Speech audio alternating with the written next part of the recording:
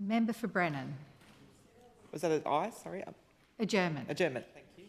I always think we're going to say aye, which is why I pause. You can say aye. Aye to the adjournment.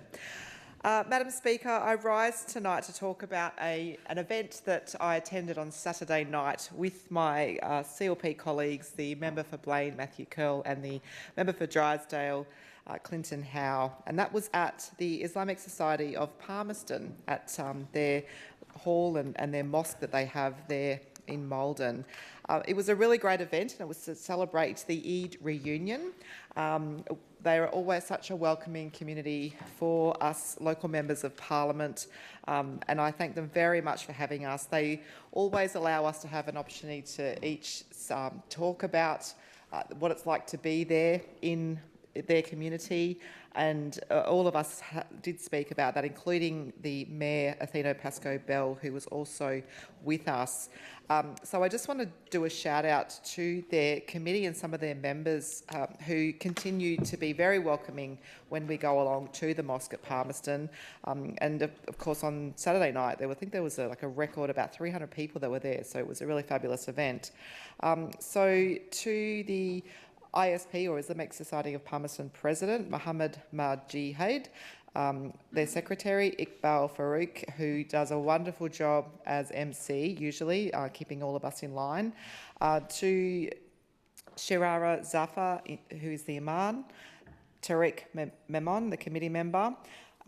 Then we have the Islamic Council of the Northern Territory, who are always there as well with the group, and that's their member Chowdhury Sadaran, who gave a fantastic speech, really reminding us about how the positive influence that we can have on others starts with ourselves. And so we all sat there nodding and smiling about that, and some of the stories he shared about himself and his own family and his own community, we could absolutely resonate with. There's two seniors as well that I want to give a shout out to, Khalid Khan and Jilla Rahman. They are always there welcoming, and again, we just really appreciate the time they have, that they spend with their community members, but also allow us to spend with them. The UMNT also had representatives, including their president, Mohammed Razidin, and their vice president, Kamran Azim. And I guess one of the highlights for me about that particular event of the Eid reunion was that we were able to give out little gifts that they'd organised for the children at the event. And we got to say, now I've got to try to remember the language, Eid Mabrak, something like that, Eid Mabrak. And we got to say that to each child, and they said it back to us. And it was just so special. Children of all ages, some of them were the babes in arms, and others were starting to, be as tall as us. But it was really great to do that. What was a highlight, which was raised by each speaker at the event, including some of the committee members, was the fact that they are actually building a new mosque at the Palmerston site there.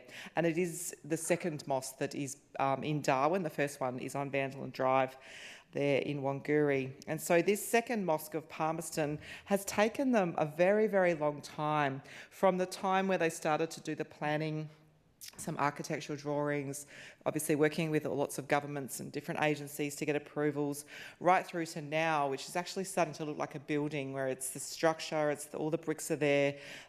There's a huge, the mosque, temple area. It's all starting to take shape, and obviously it's not finished yet because they do still need some more money.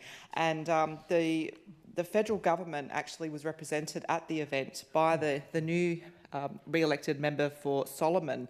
And when he made his speech, he reminded the group and the committee that he had made a commitment to the Islamic Society of Palmerston that the federal government would invest $1.8 million towards finishing off that mosque in Palmerston, which is going to be a multi-user site, a multi-areas. There's going to be a prayer room, a kitchen, other facilities about the mosque. So I just wanted to let everyone know in the chamber that we really look forward to that $1.8 million being delivered, not only for the Islamic Society of Palmerston and for their mosque for the greater community, so they can grow and do more events and have more enjoyable things, and of course that we get to go along to, but just to make sure that we will work and speak with the federal government, speak with the member for Solomon to ensure that that $1.8 million investment does go towards that mosque. So I think it's a really good thing for Palmerston. It's a really good thing for the community.